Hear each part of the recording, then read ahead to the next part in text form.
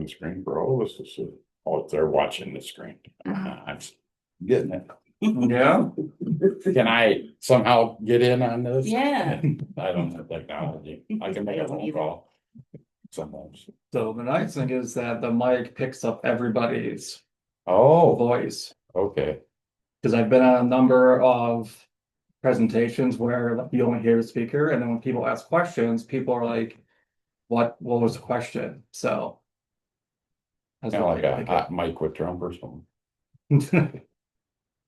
So I'm Steven. So I've been here since what, July? Yeah. July-ish. So yeah, so I guess the question is like, how familiar are you with ADHD? Yeah. I don't really know Okay. like the ins and outs. Okay, so that's good for me to know. You've been here since July? You've been a therapist there or just, oh, I didn't know. I'm not informed of what goes on around there, I guess. It's what I need to We know. can't know. No, you just, Yeah. sorry. So I just graduated in May with my bachelor's in social work. So, and it's my second master's, because my first master's in experimental psychology from Northern Michigan, which is up in the UP, up in Marquette, Michigan. So, which is where a lot of my family was from. So that's where I got the education. And then today we're gonna be looking at like some of the myths and facts, some of the neuroscience, kind of like the brain-based things of why symptoms and all that, and then characteristics of behaviors, and then strategies to help. So we can be diagnosed today. Pretty Possibly. much everybody got it. So self-diagnosis. So I like to start it off with like this video. It's an ADHD simulation, and it's going to ask you questions at the end, but it's a really great simulation of what ADHD is like.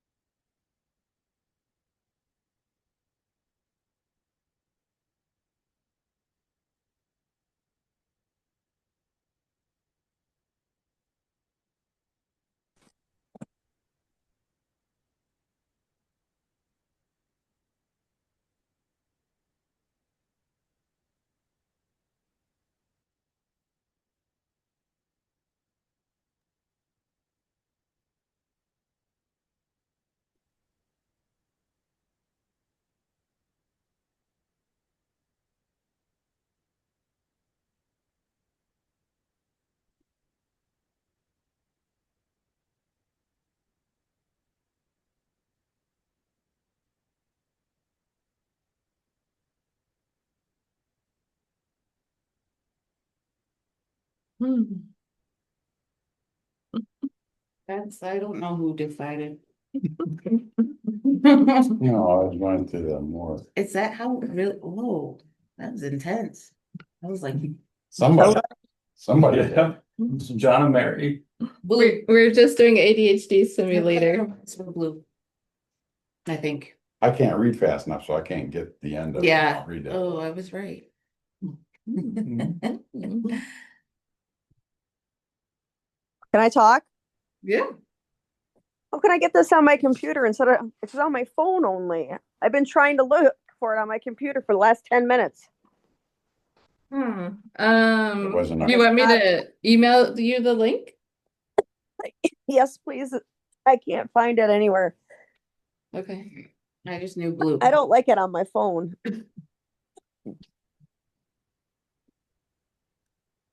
I got one. But it's hard, isn't It's it? very hard, yeah. So a lot of times, like with even adults and youth, right, when people say, well, you just need to focus, Well, I was trying. Yeah, trying extra hard knowing I was gonna have to answer some questions, but I'll tell you what, I only got a couple things, Yeah. the number thing. Right, Yeah. yeah, I got very. I got $2.46 back out of the $10, it's not I seven. forgot to turn the coffee pot on or Yeah. off. Then I gotta remember dog food at the end. Oh, you're focused, Blue eyes, dog food and coffee pot. Did they buy dog so you're an food? animal lover. I like numbers. There we go. It does tell you something, doesn't it? Yep, I don't, maybe, yeah. I can't see anything. Dog food. Yeah, just a second. I jumped to my email for um to send you the link here. So you get kind of the idea, right? Like it's not as simple as just sitting down and focusing. It's not like a willpower thing. I just Doesn't sent you the everybody link. think like that though? I mean, it's just vague, I mean, but even though we knew we said we're But- paying attention. Right, Yeah. but with ADHD, a lot of people will describe that it's like multiple tabs open in their brain.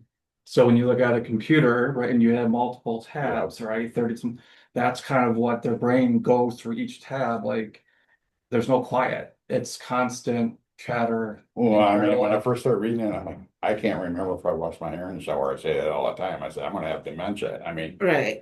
I took a shower before I came here. I'm like, yeah, I think I did. Yeah, maybe. Yeah. You know, So it's normal. for yeah, me. so in some of that sense, like that's like every day, like, oh, did I shower? You know? Yeah. Well, I know if I shower, not usually, but it's the Yeah. hair right. in the shower. When I'm in the shower, did I shower in my hair? Right, right. You probably do Yeah, it 3 times. absolutely. So some of it's like Is that normal or not? yeah, I mean, I think there's some level of like people that are, like, especially if you're doing other things with it, right? It's Well, the mind's always wondering with me. My wife used to say she did her most thinking in the shower. mhm. You know, it's just weird. It's that peaceful alone time, I think.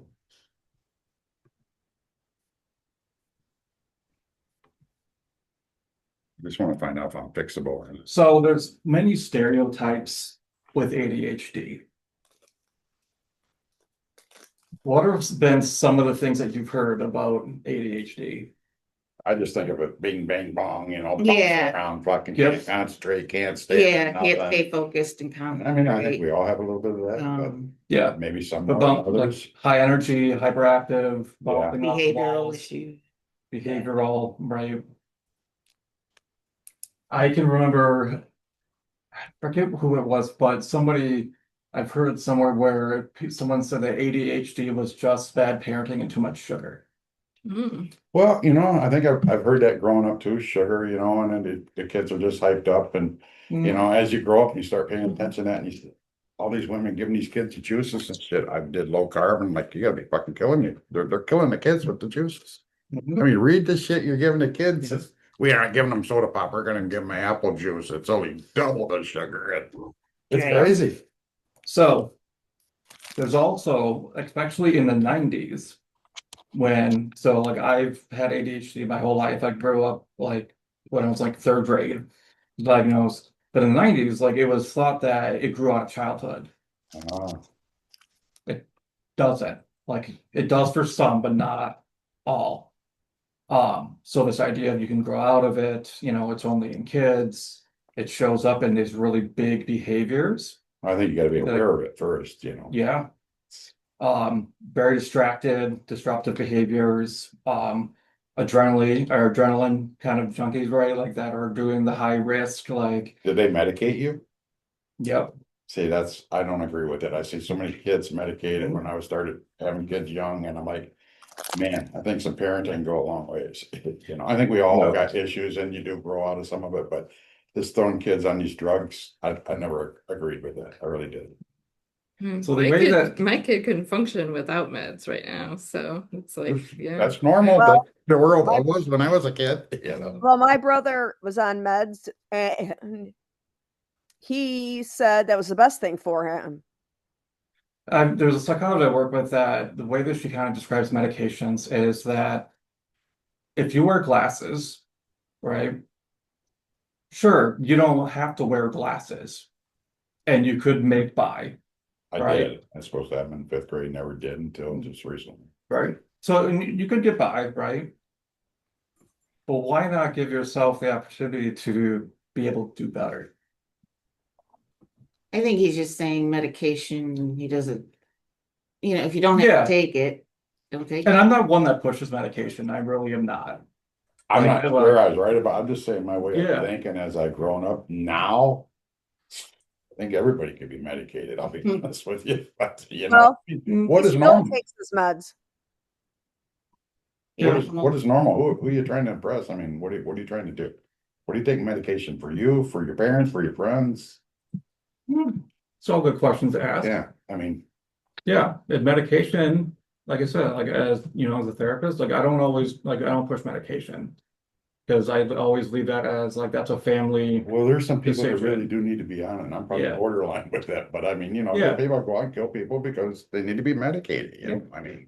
Yeah, but whenever I work families, I said, it's your choice as a family, right? Of how you wanted to go at it, right? Yeah, But you I can't also put- encourage them to get information on it so they can make that educated decision for their family, right? And what their own unique needs are. And as as a retired teacher here, I can see there's some kids that were in my classroom and they would be like, they even could tell themselves, oh my gosh, I forgot to take my medicine today, and I really need it. I mean, they would even say, I got to call home. I forgot to take it. And they would even say, I'm already going to have a bad day and I need to take it. And so even kids would even they could monitor themselves even at a 3rd grade, 4th grade level. And they felt better when they had their medicine. That could be a habit, that it's an abnormal day, that doesn't mean that they know they need to be medicated. They know that something's They can different. tell the difference. My son can tell the Yeah, difference. but that, In how it's a his- habit, that's a habit every day, he feels that way or he doesn't Not feel that necessarily, way. because if he doesn't take it, he can tell he's not able to control himself as well. He's not able to complete his tasks as well. Right. They can't focus. He can't focus. He can't. They can tell because we've had conversations with him of, do you feel this helps you or not? We're not just forcing it on him. And he's old enough to say yes. I was gonna say, how old is he? He's 11. Mm-hmm. Well, and then And- and I've seen it, and I'm taught from 3rd grade up to 8th grade, and I've seen kids without that do need it. I've seen kids have struggled, and they've had to use other techniques because they didn't want to be medicated. I mean, and then there's me that I'm right now, not teaching, and I think I've developed going through menopause, and I feel like I have it now. Now, isn't that bizarre? And they're starting to say that it's a thing with women right now that have gone through menopause, that's a side effect. And I'm like, oh my God, I've turned into a couple of my students. Me personally, I feel like I have it now. And I'm like, and my adult kids are like, oh my God, Mom, you're ADHD or you're ADD. I go from project to project. I can't focus. It's bizarre that I feel like I've turned into one of my students. Yeah, and I think the important thing is to recognize that ADHD, like in any mental health, right, it's on a spectrum, right? Mm-hmm. Like I've seen, like I'm working with one girl right now that's 10, and I'm telling you, like the whole entire 1 hour I'm with her does not like sit still for 1 minute. She doesn't even sit. Like she's constantly pacing the whole hour.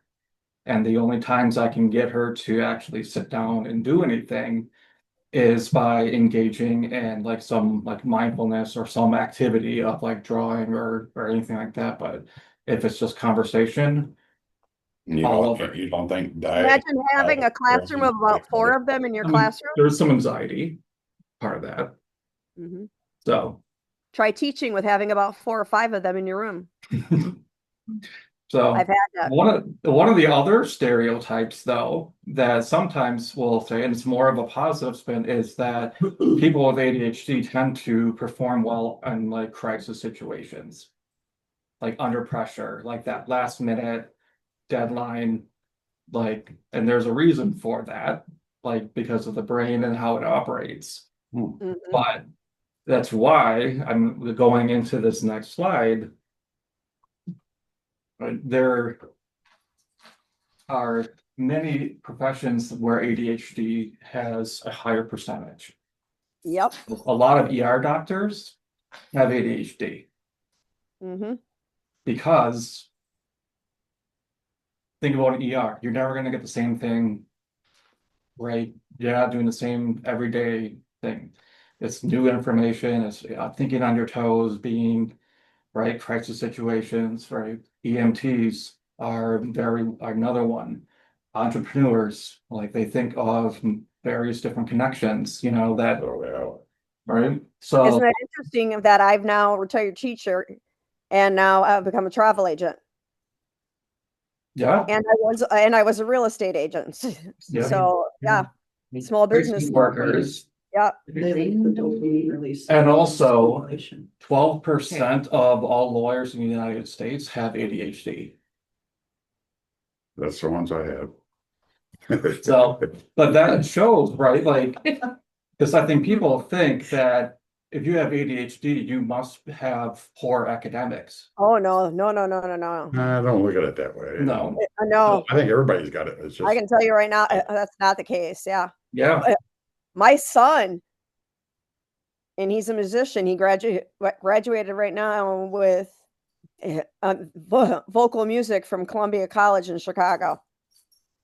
I mean, he was going to be originally a music theater, but of course he started in 2020. But he's one that we never medicated. We did things the other way. Mhm. He graduated high school with, he graduated with honors. He wasn't a top student, but he graduated and we dealt with him with other issues, and he did great. So yeah, unfortunately he had to switch his major. I went, oh, but still working with him on trying to get a job. Of course he always wants to be eventually on Broadway. He did make he did try out for the musical Rent this past spring at Columbia, and he actually got a part. And actually he got 3 parts, and that was pretty cool Nice. considering he wasn't a musical theater major for him to get that many parts in the production in the spring. So Yeah. he's So it might take a while for him to become it. I'm hoping he'll become a famous person from Lodi, Wisconsin eventually. Who knows? So when we think about ADHD, it's really defined as a mental or cognitive condition or style beginning in childhood and often persisting into later life or adulthood. And it's characterized by persistent difficulty in maintaining attention and concentration, and sometimes with a degree of impulsive or hyperactive behavior. Well, that's the actual, like the medical definition of ADHD. So these are some of there's 3 different categories where you can get diagnosed with ADHD. So they've gotten rid of the ADD part and everything's just ADHD. But they will differentiate between either inattentive, hyperactive type, or combined type. So combined basically meaning they exhibit 6 or more in either one of the categories. I wish I could see that better. I wonder if You want to read it? yeah, so why I'm in the middle. I was So the individuals with inattentive, so some of the symptoms is having difficulty paying attention, struggle with organization, making careless mistakes, do not complete their work, they either lose or easily misplace things, are often forgetful and are easily distracted. With hyperactive or impulsive, it's often fidget with their hands and feet, frequently restless, talk excessively. That was me in school. I was the talker and always full of energy and on the go, struggle to take part in activities quietly, and a lot of struggle to wait their turn, and like often will interrupt others. That's me to the T. What do you think, boss? So, and the combined type is like you have 6 symptoms like in total in either category. So, but those are really the three main ways or main things to as a diagnosis. So don't you think kind of everybody's got that to some degree? I think in some degree, but is it 6? Some people might have a couple, Yeah. right? And may not fully be ADHD, but the people that do have at least 6 or more of Me, those. everything's got to be in its place. Gene was here. I can't have 2 clocks with a different time on it. It will drive me fucking nuts. The clock thing, same. Everything's got to be Like the done. microwave's People come gotta in my be just- shop and in my business, no matter That's about what. it. Yeah, When I was done, everything was put away. That's the way it had to be. yeah. And I'm right in the middle. That's me.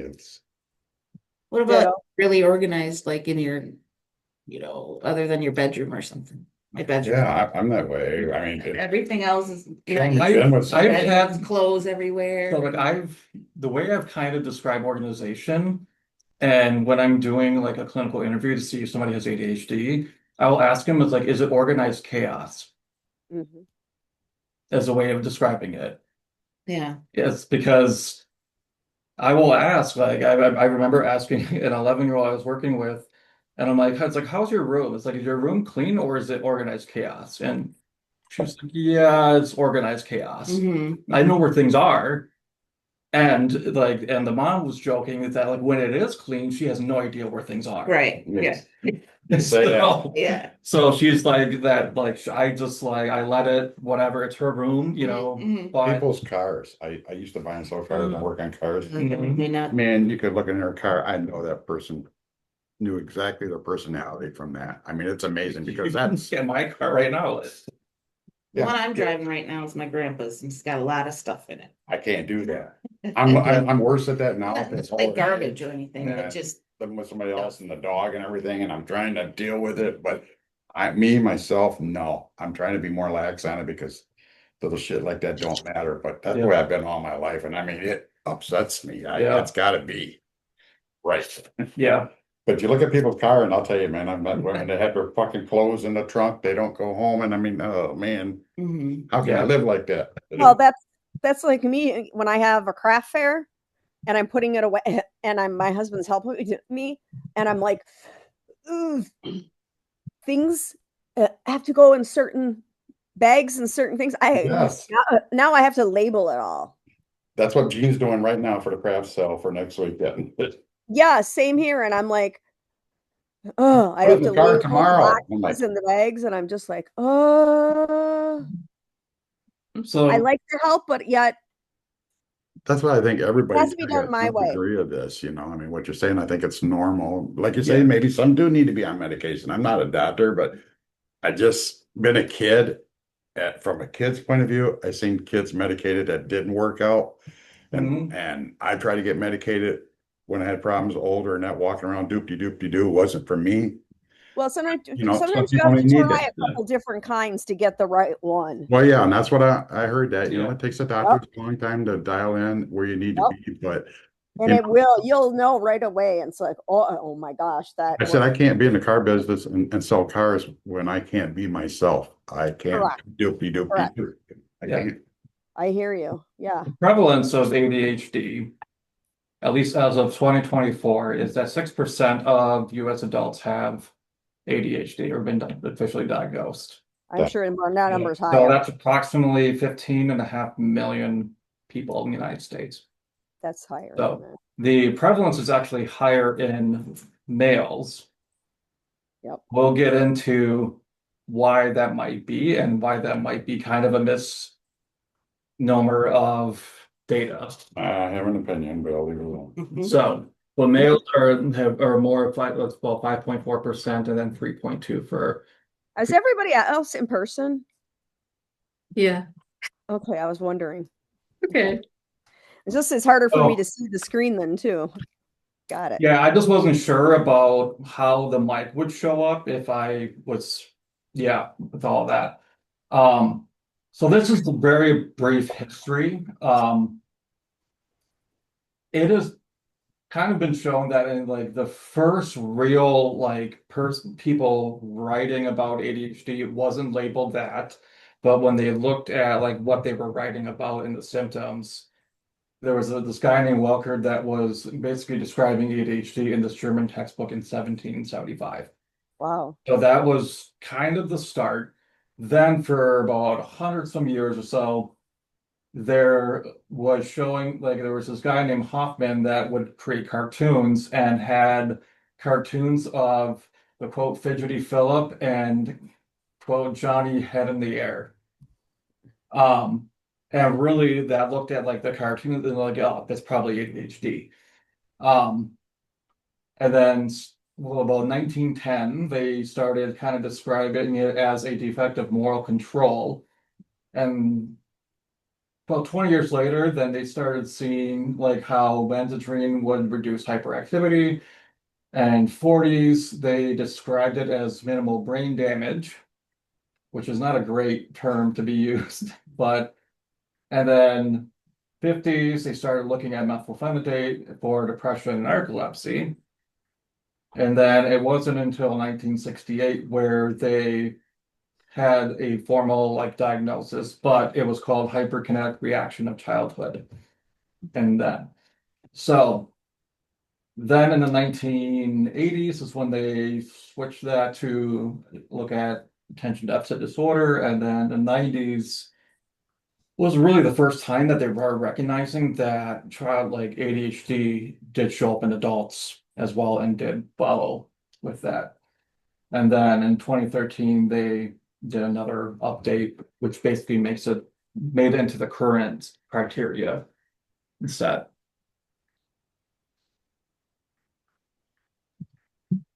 So ADHD is often diagnosed through clinical interview, like with like a therapist or psychologist. They will also utilize different assessments, and these are just a couple. There's other ones as well, but the BASC, which is Behavior Assessment System for Children, that is often seen in schools.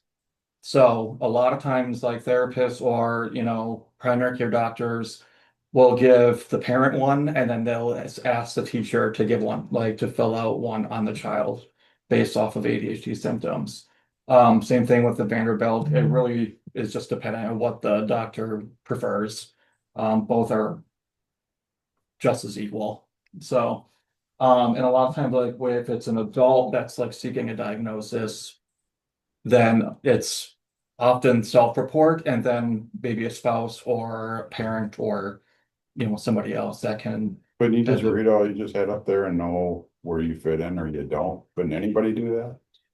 Could, but there's a lot of other things that mimic ADHD. So sometimes trauma can mimic like people that are very hypervigilant and kind of all over the place, can't focus. Trauma can help make impact on that. If people are experiencing PTSD, anxiety, right? So there's a lot of other things that like could be going on. And sometimes when there's trauma and ADHD, it's really hard to tease out which is which. Well, I'm probably rare. So where is that the four things? Where would I find something like that? You're talking about the different assessments? Mhm. Yeah, I mean you can easily probably look online. Oh, And I can send out, I can send out the slides. slides so then you have that information. okay. I put that on the chat. I don't know if you can see the chat. Yeah, I can actually. So did you see it? Yeah, I saw it. Okay. That's good. Okay. Well, no one answered me, so I was Yeah. like, oh, okay. So this is a very quick little 2-minute video describing the brain science kind of behind ADHD. After the ad. Of course. Read that one. On the journey of trust to care, because the way you feel matters. You need to tell them. It's gonna make me watch it all the way through. I wasn't be skipped.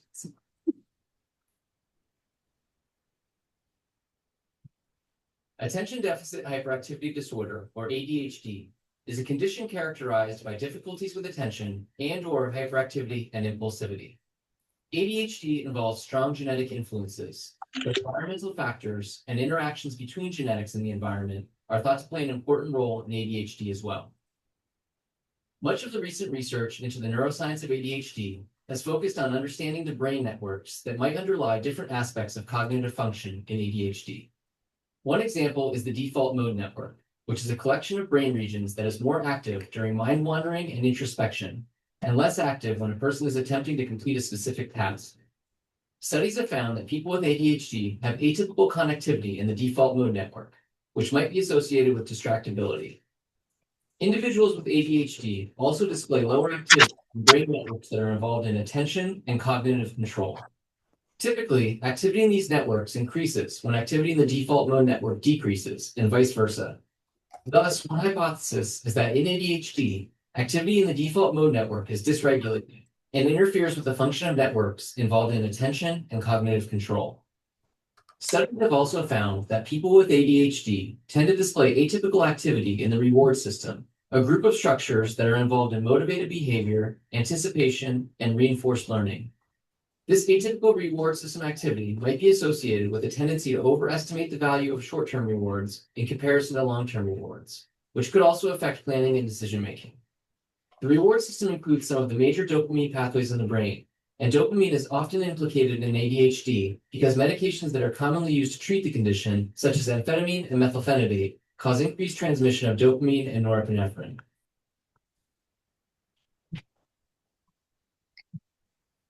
Crash course. So when we look at the brain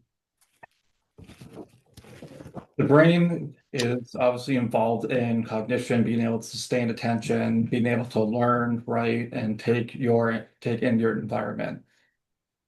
And research has shown that with ADHD, that there's a decrease in volume in the basal ganglia, which is responsible for motor control, cognitive function, emotional regulation.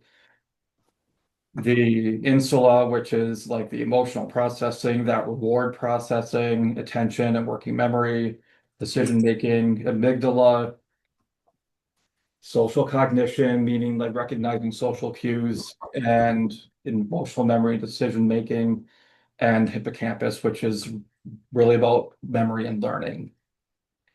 There's also shown that in delays in like the cortical thickness. So like when you think of like the frontal lobe right here is all your thinking and executive functioning, your thinking planning part of the brain. The thickness like is much slower to mature, like to get into a neurotypical thickness. So, and same thing with like the temporal and parietal like regions.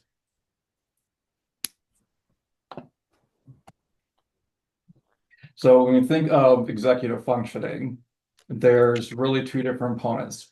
And if you want to think of the opponents almost like the brake and the accelerator, right? The brake, cool components like things that require a lot of self-control. So cool components meaning like requires a large amount of logic and critical analysis and involves conscious control of thoughts and actions without an effective component. So basically meaning like that self-control, being able to not be impulsive and not being controlled by the immediate thing. Oh, I got it full screen now. Where as the hot components, like the accelerator involves in like that motivation, right? The future-oriented cognitive process. So I think a lot of times with people with ADHD or neurotypical people, when they have a big project, right, they can see the deadline and they can steadily work, right, and find like these deadlines and stuff and make sure the project gets done. A lot of times people with ADHD, the horizon is a lot shorter. So if you're working on a project for school and it's like 3 months out, the ADHD person's probably not going to pay any attention to it until maybe it's like 2 weeks. Because it's either now or not now. in their brain. Isn't that like procrastination? It is. I do. It is procrastination, but it's harder for them to wrap their head around. I can do this periodically, like throughout the time, Mhm. because that deadline is so far off. It's not now, Yeah. right? So, and it's about finding creative ways to figure out like how can you have like move that horizon shorter with smaller deadlines, right? So it might be like I mean, I'm gonna give you a really funny example. When I was in high school, we had to do this project called Those 7 Years. It was history class.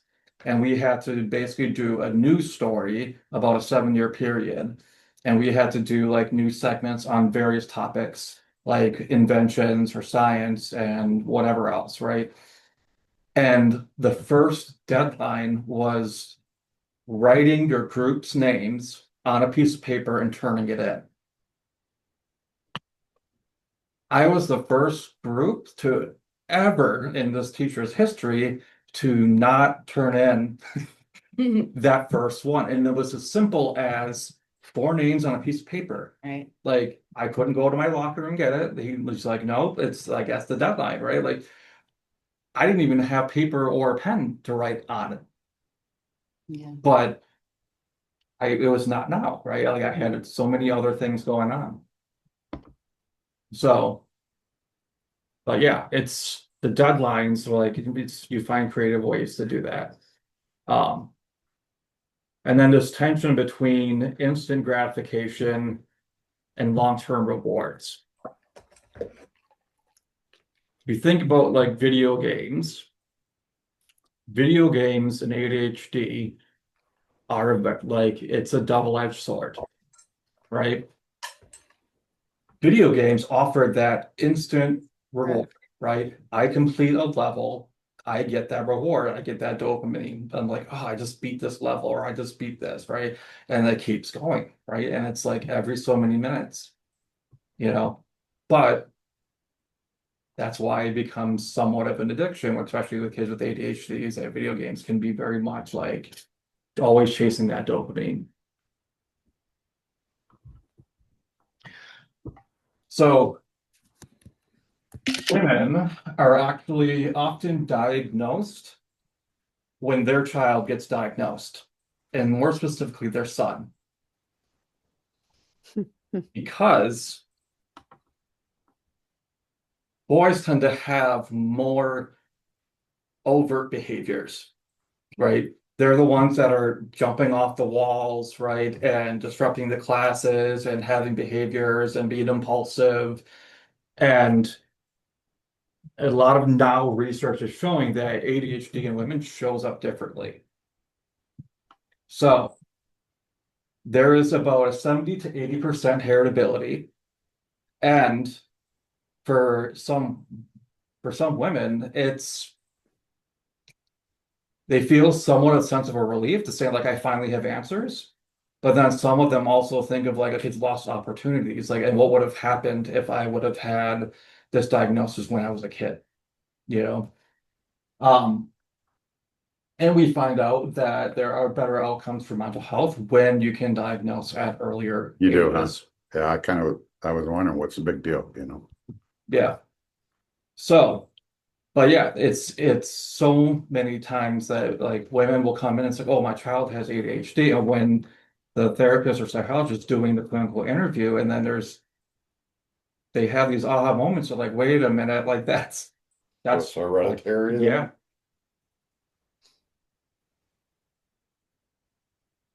So some of the possible reasons for a delay in diagnosis is the symptom descriptors are more appropriate for behaviors presented in males compared to females. Because if you think about when ADHD was really start for like being formalized into a diagnosis, the majority of the people diagnosed with ADHD were male. It was never seen as a female issue. It was just a Was male. wild and Right. So, and that, you know, girls have more internalized symptoms compared to So they might be more like inattentive, right? They're the ones that have 30 tabs open in their brain. They can't shut their brain off, right? And like a very interesting example of this is like I worked with an 11-year-old girl and originally came in for anxiety. And after like doing like and starting to get to know this girl, like I started picking up on the like ADHD symptoms. And I asked, I said, like, has she ever been diagnosed with ADHD? And she's like, no, like her doctor, said that, since she does well academically, and I'm like, that's not always a That's great not- indicator, That's right? not no. I mean, Yeah. I have it, I did great things. Yeah. I've raced, I won championships. There's certain things that made me different than other people that Yeah. I raced with, and nobody could ever. Right. So I was like, yeah, but it shows up different, right? It's that more internal, staying organized, another real big one. Did you look at what I wrote? So yeah, it's like it had 42 tabs on your screen. Yeah. So, but yeah, it's that constant flipping through, and Hey, there's a lot of videos of women that are like when they take when they take a medication that's working well for them, it's like their brain's quiet for the first time ever. Yeah, the doop-de-doop-de-doo. Right. It's being able to like sit down and focus, and it's amazing, right? Like it's just like, oh, this is what everybody else, like to an extent. So, say hi. but yeah, there's more internalized there. Yeah. It might actually manifest later in females. It just might. Not brushing. And oftentimes though, too, there's also a misdiagnosis of depression and anxiety. So in this case, this 11-year-old girl was coming and the presenting problem was anxiety. But when you dug a little bit deeper, you realize like this is not just, I mean, there's some anxiety, but this is more than just anxiety. Like this is ADHD as well. And it matters because the medication for these two very different conditions is totally different, right? So if you're only treating anxiety, you're still going to have the same behaviors, right? Oh yeah. And it also might be that young ladies are better at masking. Yep. Better at like the strategies to like get them through the day to day. Yeah, they don't act out as quick and as Right. loud as I mean, I don't, maybe that's changed in times when I was a kid and how it is nowadays. All kids are kind of bang, bang, bang. And social pressures to be quiet and Yeah. Yeah, it's a different world. So a lot of times when we think of like mental health diagnoses, we think about what are the other related mental health diagnoses that sometimes come with it. So, or comorbid diagnoses, even though I don't like that name. It's such a weird kind of name, but or co-occurring, right? So a lot of times you see a lot of anxiety, like whether it's generalized or performance anxiety, social anxiety, depression can happen. A lot of times depression, especially with youth, is that by the time a youth is age 10, they will have received 20,000 more negative statements than a kid without it. So think about like school. Sit still. Why can't you focus? Why can't you remember?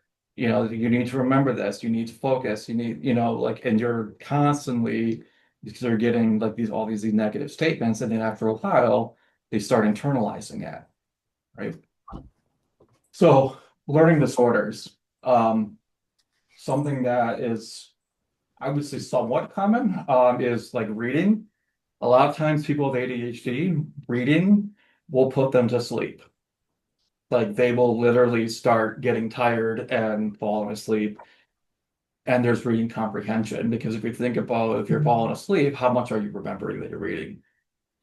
So there's so many kids that will have to like reread like pages, right, in order to just comprehend. Yeah. one technique I had is reading out loud with a buddy. It helped Yeah. Yeah, and because some of that. people will actually do audiobooks. Yep. So like that's something that they can put in their ears, and whether they go for a walk and listen to it, right? They're doing something along with that activity. Yeah, they have. Yeah, they sometimes if they would just sit there, they would be still fall asleep. But yeah, if they Yeah. go walk or they move around, yeah. Yep. So like oppositional defiant disorder, that's very common. Substance use disorders are actually really common with ADHD. And then on I'm not sure what the percentage is, but like so for autism spectrum disorder, sometimes can have, be ADHD and have autism, and I think what they now call ADHD, Hmm. right? And then sleep disorders, more so insomnia than narcolepsy, but why do you think insomnia? Because their brain, they're hyper or something. They can't shut it off. Can't They shut can't it shut off. the brain off. I got sleeping pills now. I don't have to take them, but when Yeah. it gets really. I take every night. Yeah, yeah. I mean, I have medication that's, it's not just like for sleeping, but it does wear you put you down for a little bit. Well, So mine's to keep me down because I get about yeah, 4 hours otherwise. I don't like. I've And I really, now I take it just to get the 4 to 5 actually. yeah. But yeah, Mhm. I work with a girl right now that, I mean, she at most is getting like 2 hours at a time. Like Yeah. That's what I would get. That's me. she just tosses Yep. and turns, I mean, and Yep. just waking up five times a night. So Ditto. so when you think of like risk factors or things that can maybe make ADHD symptoms worse, right? Chaotic environments, inconsistent, high stress levels and anxiety. God, yeah. That one, that's a hard one because like if you have just the right amount of stress, you can thrive in it. But when it gets to be overwhelming, then it just becomes like into this really not great thing. Negative like social experiences. So you think of like social anxiety of, kids that are neurodivergent or ADHD. Um, Poor sleep habits. There's a lot of people with ADHD that have like revenge, like revenge sleep, like where they stay up, right? Because like they're working, right? And then all of a sudden they're like, okay, well, I didn't get to do anything I wanted to do today, but then they're staying up late at night, and then it just, spirals off that. Um, Unmanaged emotional regulation. So like not being able to like control anger or frustration, substance use definitely can make things a lot worse. Job challenges or academic challenges, and then like the lack of support and treatment. And on the flip side, you have protective factors. So strong social support networks. So whether that's a friend group, or, family, positive school work environments. I think like having at least one positive adult in the relationship does it really well with like protective factors and early diagnosis, consistent routines and structure. Not ADHD's like most friendly one because a lot of times the novelty wears off and then they're like, oh, I need to do something else, right? Physical activity is a huge one. Is being able to, whether that's walking, running, whatever, if their kids are involved in sports, it's a really great opportunity. Adaptive coping strategies, you know, when you think about like reading, pairing it with some sort of sensory thing to help with that. Supportive parenting, like medication if needed, and like looking at like people's strengths and interests. And I know like one of the biggest things for me growing up with ADHD that really helped me in high school was being a part of band. Like I played trombone, and by sophomore year I was first chair trombone, and it was the one thing that I knew that I was good at. Yeah. I excelled at it. I loved it. I like lived and breathed it, And it really helped boost confidence like in my own abilities. And even though I may not be great at math, right, I have this other thing that I know I'm really good at. So helping them kind of find like what is that thing that they really excel at. So some other resilient factors, having the kind of like this growth mindset, that's a huge one for ADHD because negative self-talk can be very prevalent. And that a lot of that negative self-talk comes from those internalized things that they have heard as child and growing up. And just having like supportive workplace policies, right? Being able to, have this different offices, right? I mean, or having speech to text technology or anything like that. Yeah, it's just technology. Time management, organization skills, and all of that. So a lot of times adults, especially adults that are not medicated for whatever reason, will engage in excessive amounts of caffeine. And I had actually just learned within the last year that caffeine intoxication is actually a thing.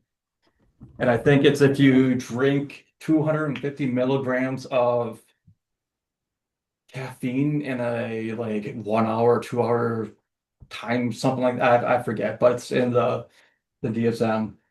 But you will also see that especially in colleges, there'll be people that will buy Adderall, like from people that get it prescribed. Um, Nicotine is one that's commonly used. Ironically enough, that research shows that nicotine is actually a cognitive enhancer, but it also has the risk of cancer. So I had a psychology professor that actually would do the nicotine gum to get the cognitive thing. So alcohol will reduce anxiety. A lot of times people say that liquid courage, right, to give them like the social anxiety. And then also like marijuana use as well as others. I see the marijuana one in some of my family members. Let's just put it that way. Yeah. And they're adults and they have ADHD and as a kid and still do now. And they feel that that's what they need to use to control that. Yeah. Yeah. I mean, Whether it's in a gummy or whether they're smoking it, one or the other, or both sometimes. Yeah. Yeah. I mean, it's not the most effective, I know. but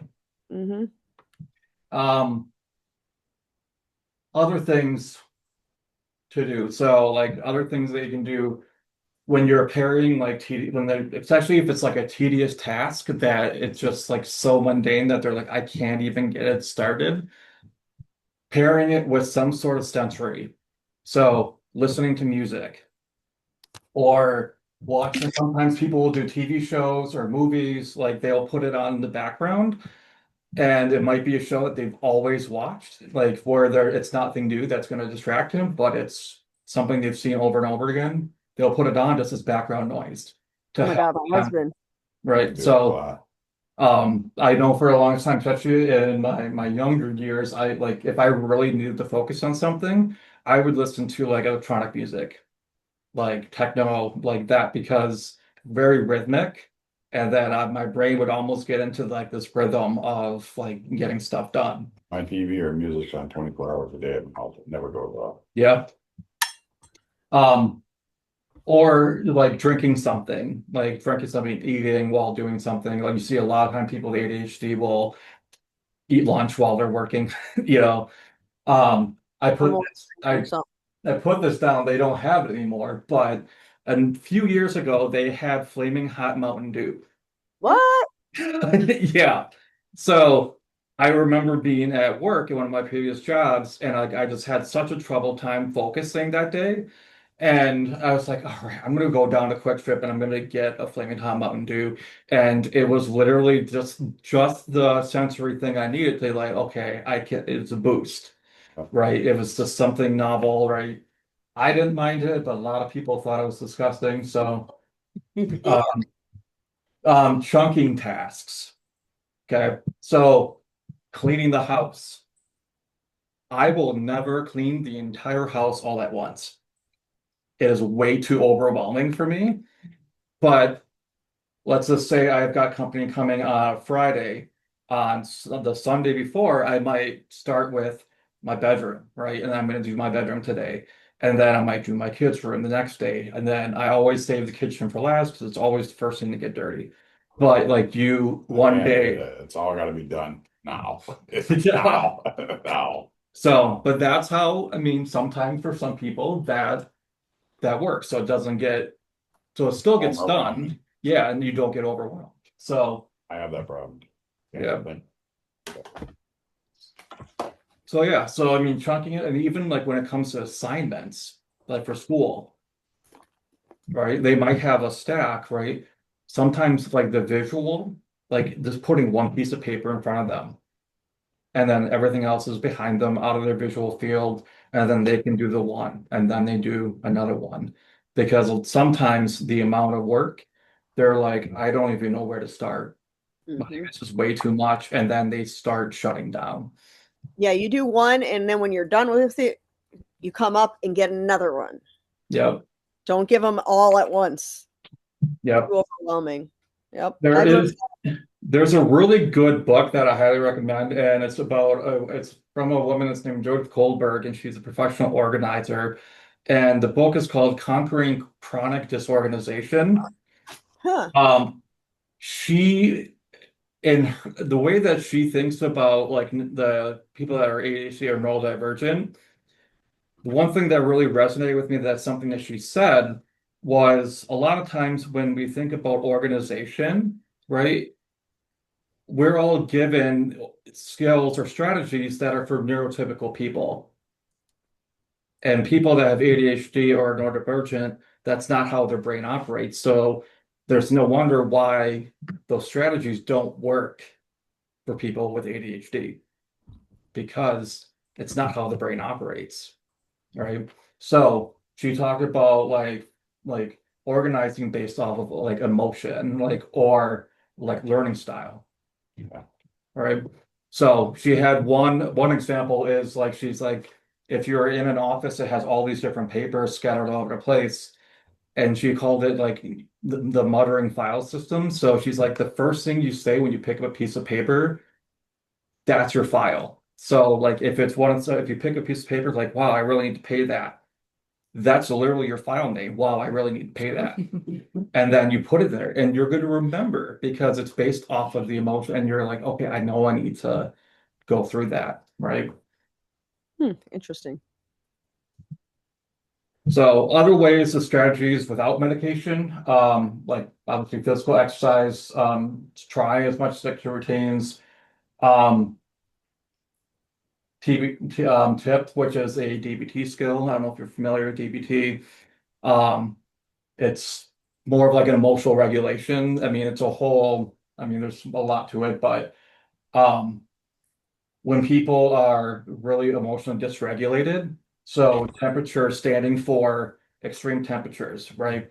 So it might be that if somebody's like really dysregulated, holding a piece of like an ice cube over in their hand, like something that's ice cold, or in winter, stepping outside in 20-degree weather will help kind of like reset some of that nervous system and kind of help calm them down. And vice versa, hot, right? So you think of like a hot bath or hot tub or hot shower or something like that. Intense exercise, and then like muscle relaxation, massage, like all that kind of stuff. And then, are any of you familiar with like square breathing? Nope. Okay. So square breathing is actually taught to Navy SEALs to help with anxiety and fear and reducing some of that. And really what it is that you breathe in for 4 seconds and then you hold for 4 seconds and then breathe out for 4 seconds and then hold. And you do that like 4 or 5 times. And it really is helping your body to engage in that slow breathing to really slow down and help with regulation. So these are just, I mean, some other ways to kind of optimize. It really depends on individuals. Like some people cannot operate in pure quiet. Like I am one that like I can't sleep in quiet and like I need to have some background noise in order for me to function. Otherwise, I just That's the way I am with TV. I mean, it's gotta be. yeah, it's pretty out there. So and it really depends on the day too. So some people might need that quiet, right? And some people might need to have that background noise. Noise canceling headphones works well, you know, being able to like plug in, listen to music. Some people will use standing desks. I'm not a huge fan of them, but some people do. And then, I mean, looking at like if you're going and doing meetings, right? Can somebody do like there's a lot of times using AI, they can transcript meetings and stuff, and then they will do a general synopsis of what the meeting entailed and like the key highlights. And then that way, like they're getting the gist and they're still understanding like what was going on in the meeting.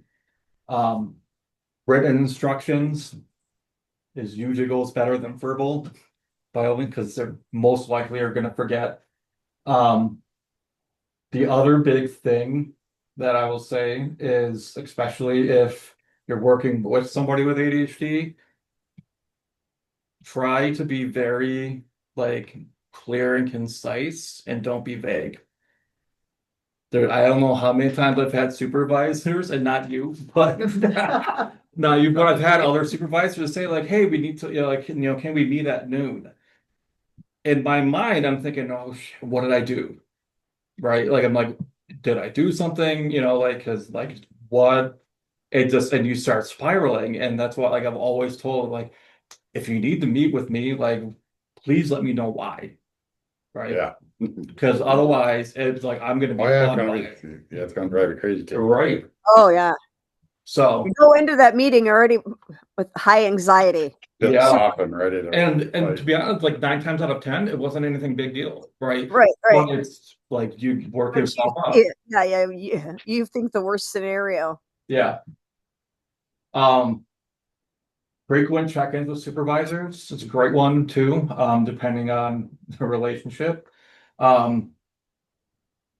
Yeah, I mean, and being able to even put in calendars, like, you know, if there's something that you really need to get done, putting like do not disturb or, you know, stuff like that.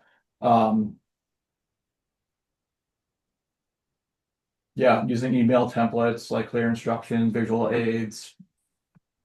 Like something that when I used to work in children's long-term support, it's a county program, I had a folder for each client that I had.